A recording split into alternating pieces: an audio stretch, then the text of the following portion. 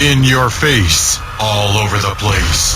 We're online 24/7. 24/7. You're listening to the hottest internet station from beautiful Saline in southeastern Michigan. Around the world at sunsky.mysteries.com. This is the 2009 Top 10 Webcam in the World winner. This is SETV.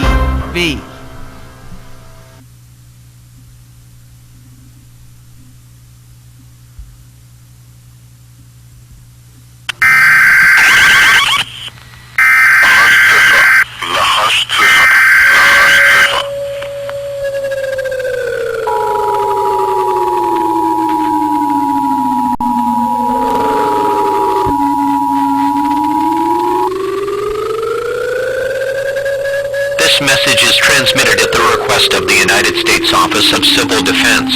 At 3:40 p.m. Pacific Standard Time, NORAD detected a long-range nuclear missile launch in North Korea. This missile is believed to be headed in the direction of the Los Angeles metropolitan area. It is believed that it will impact this area within the next 1.5 to 2 hours. All residents within a 400-mile radius of this area should seek a fallout shelter immediately.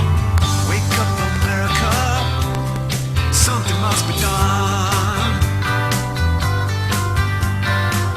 Wake up, America. Be hopeful and be strong. The only real effect I can have is to create the impression that things aren't as bad as they are. To give our people time, the opportunity to survive. I guess I just never realized I'd gone so far. We'd lost so much control. Totalitarianism doesn't need armies. It only needs to control a couple of things. The media and the ability to dispense privilege to some and withhold it from others. And of course, a weak and divided people helps. Well, hello everybody. Bill Zam here. Welcome to another exciting episode of Surrounded by Idiots. We are doing some experiments on the show and just getting things the way that we want them to be on a permanent basis rather than continually experimenting with the format of the show and whatnot. So let's get right to it.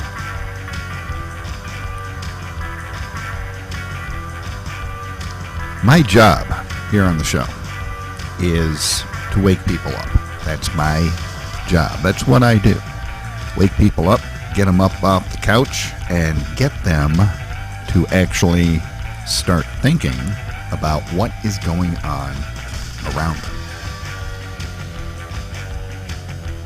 Because the people that are in power, the powers that be, whether it be on a national or worldwide level, these people, they are burning us to the freaking ground. They, in fact, are the idiots that the show is about. These are the people from Washington, D.C., to the United Nations, to the banks, and any other organizations or groups that I happen to have left out. These people are the ones that keep trying to move the Overton window to the left like a dizzy lunatic in a one-man ass-kicking contest.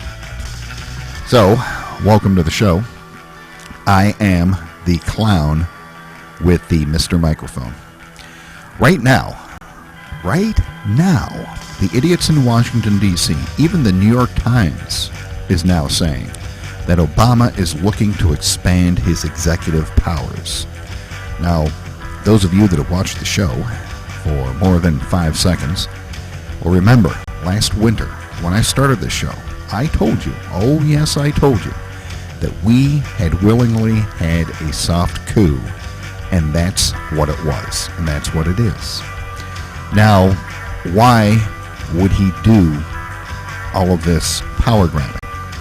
Well, remember the Yes We Can mantra? Remember that Yes We Can mantra when they were, during 2008, during the presidential election? Yes, we can. Yes, we can. Well, they've changed that.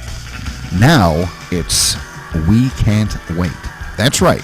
Things are so bad that the executive branch just can't wait for Congress or the Senate. Hell, they can't even wait for the Supreme Court either, for that matter. We can't wait. Obama believes that according to himself, the dear leader himself, that Congress is too slow to act on his policies. The phrase has also been used to justify the increasing use of executive orders. It's that damn commander-in-chief thing again. Using these executive orders and what are called signing statements, it's a phrase that we will be hearing a lot more of since we can't wait anymore for Congress. He's looking to expand his executive powers, but we'll get to that in just a minute.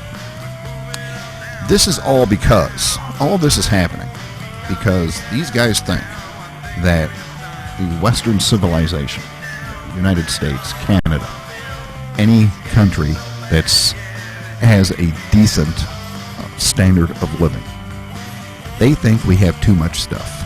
You got a bunch of pairs of shoes in the closet, you don't need any more than one pair. You got 2 televisions, you don't even need a television. Well, yeah, you do, because you have to watch dear leaders' speeches. And everybody has a broadband internet connection. Yeah, that crap's got to change right now because, well, people are talking way too much about what we're doing, and we got to change that. Western civilization has afforded you and me and many countries around the world, many people around the world, untold millions of people around the world, longer lives and better living conditions. The ability here in the United States with our great breadbasket to feed the whole damn world, from China to the food aid that we give to countries around the world. All of that technology that the whole world uses, people in the middle of the most barren areas of the world now have access to the internet. And without the Western civilization, that would not be possible. So apparently, the dear leader and his minions think that we have reached the pinnacle, as much as we need. Now it's time to pull back a little bit. By hook or by crook, they're going to pull back a little bit. Or you need a little bit less stuff. Your smartphone, your satellite television, your cable television, the internet. They want us to have a little bit less and spread the wealth. This is pure communism. Marxism, you could argue, that these people want to actually take away our stuff and spread the wealth, redistribute our wealth. That is not what this country was founded on. It just simply isn't. All you have to do is read the founding documents. I mean, this guy, during the 2008 presidential election, he actually came out and said that the Constitution of the United States is a set of negative liberties for the government. And he is the government, and the Constitution is negative liberties, so we need to do something about that in order to give the government more liberties. Now, in order for you to get any of that, someone else had to give it up. That's what they think. And it's their turn now. Oh, hell no. They're not going to work for it like you and I did. Oh, no way. They're not going to invent stuff. They're not going to participate in any markets or anything. We're just going to give them the crap. We're going to take it away from you, give it to them. I mean, look at it this way. All of the mortgages, 99% of the mortgages in the United States are owned by the federal government. At any time, they can come in and say, get out. Somebody else has more need for your house than you do. And bang, you're homeless. Well, not really homeless, because there's a friendly local FEMA camp waiting for you to occupy. So you will become an occupier. So now, according to these people, and according to what they're doing, and apparently how they feel, America's chickens have come home to roost in the person of Barack Hussein Obama, the dear leader, with his executive branch power grab. Now, let me tell you something. 35%. 35%. That's how much my personal basic living costs have gone up. I can't afford to buy anything to pay taxes on, so you and your Washington minions are what? Looking to tax retirement accounts now? Have you seen that story? They're looking to tax your 401k in order to help pay down that $16 trillion deficit that these people are rolling out practically on a daily basis. Right now, the burden, the tax burden that you and I have is $140,000 each. You know how long that's going to take to pay off if we start paying it right now? If the government just simply stops spending money, just stops, it's going to take each one of us like a 30-year mortgage. It's going to take 20 years for each one of us with that $140,000 balance on the deficit. Even if they stop spending money right now, it's going to take each one of us years to pay that off just to get us back in the black. It's insane. Now, last Friday, and I'm sure you've heard about this if you pay any attention to any of the forums or blogs or anything else on the internet, last Friday, the latest power grab from the executive branch came when dear leader signed, just before Earth Day, just a couple of days before Earth Day, which, oddly enough, two other things fall on. Not only was it Earth Day, but it was also Lenin's birthday.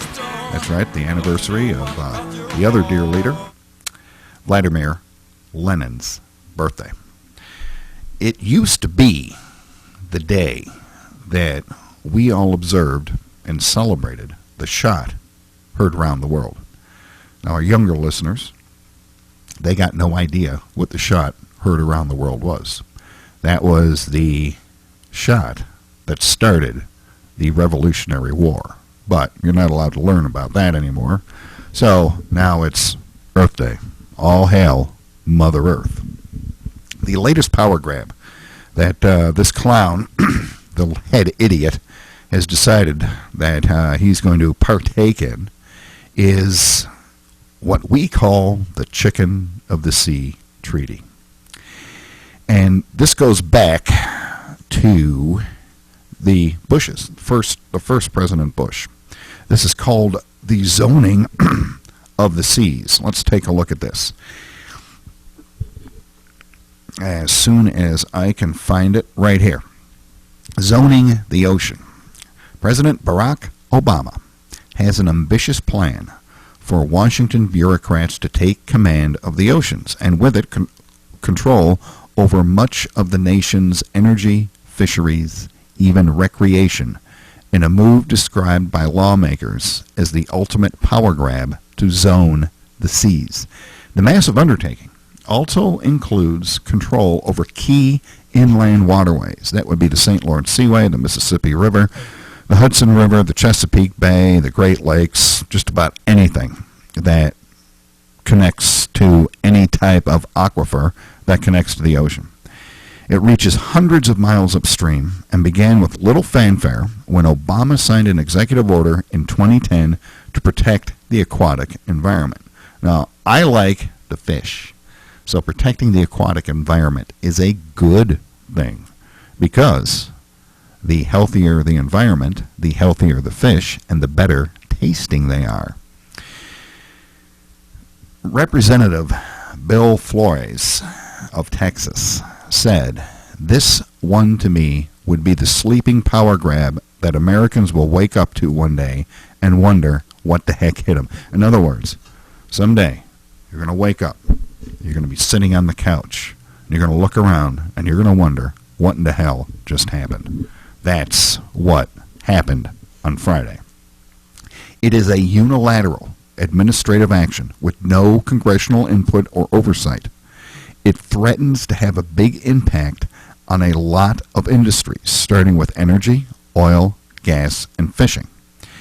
But in his zeal to curb sea sprawl, because a lot of people are building subdivisions in the ocean apparently, lawmaker says the president's executive order also gives Washington officialdom unprecedented reach to control land use as well. This right here is Agenda 21. Right here. The order says, they shall develop a scheme for oversight of oceans and all the sources thereof. So, you could have a snowflake land on Pikes Peak, and ultimately it's going to wind up in the water. So as a result, they can regulate every square inch of United States soil. That's what this executive order does. It is beyond the pale. It's insane. The ocean policy already impacted oil and gas development in the mid and South Atlantic, where more environmental analysis is now required to determine whether new studies should also be conducted to determine its safety. And that's according to Ken Salazar, the Department of Interior Secretary.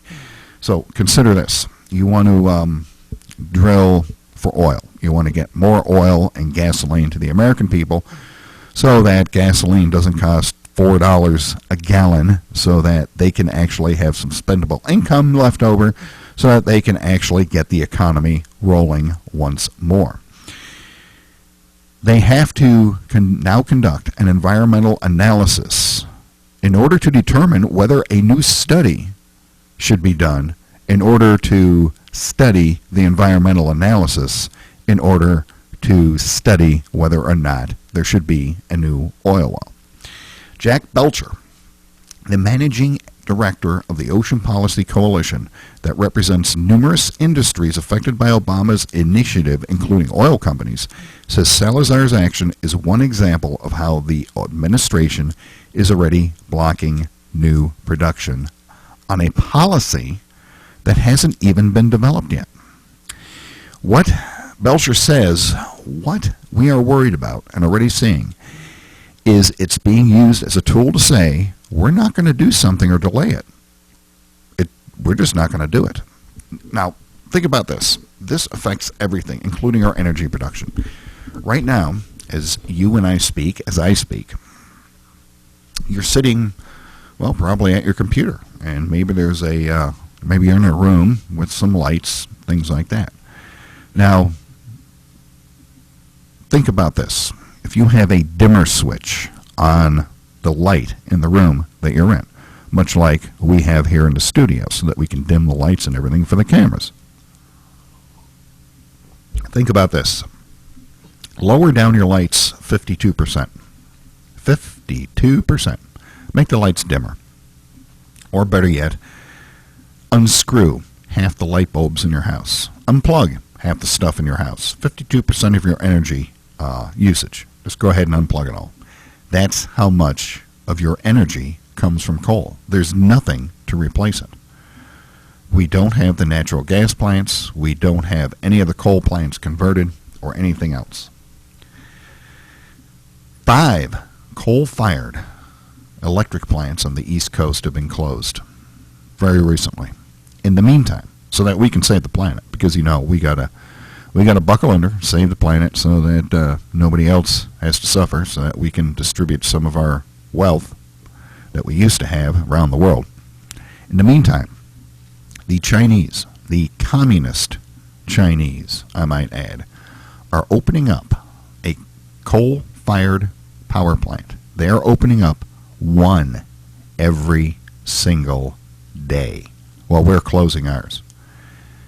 52% of your energy usage, the electricity that comes in your house, 52%, has been outlawed by the chicken of the sea executive order. Now, you could say that we can replace this with windmills, but the wind doesn't blow all the time. You can replace it with solar panels, but the sun doesn't shine all the time. What are we going to replace 52% of our electrical production with? Well, that's simple. Dear leader wants you to sit in the dark and wait for his next speech. So, that's about it for this episode. On our next episode, I am going to be talking about the mark of the beast. Because the mark of the beast is, in fact, coming in the guise of an epidermal patch. And I have a photo of that epidermal patch right up on the screen right now for those of you that happen to be watching the video portion of this show. let's take a look at the epidermal patch that they have created. The creators of it, the University of Illinois, say, and it looks like a postage stamp if you look at it, they say that this bridges the gap between biology and machines.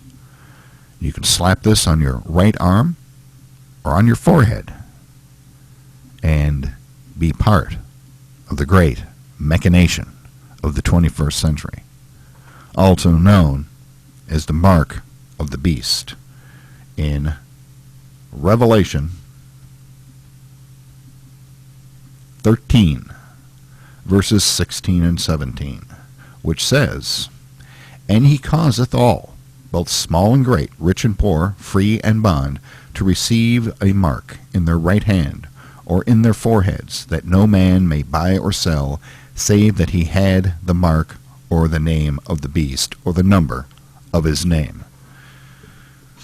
So, there you go, the epidermal patch, the coming of the mark of the beast. And incidentally, we'll go down here a little bit before we end the show so that you can see that in 2004, the political leaders in Mexico now have RFID chips in their right arms, the mark of the beast in the Mexican government. So, there you go. At any rate, thank you for stopping by. Thank you for taking the time to watch this show. We will be back on the air this evening.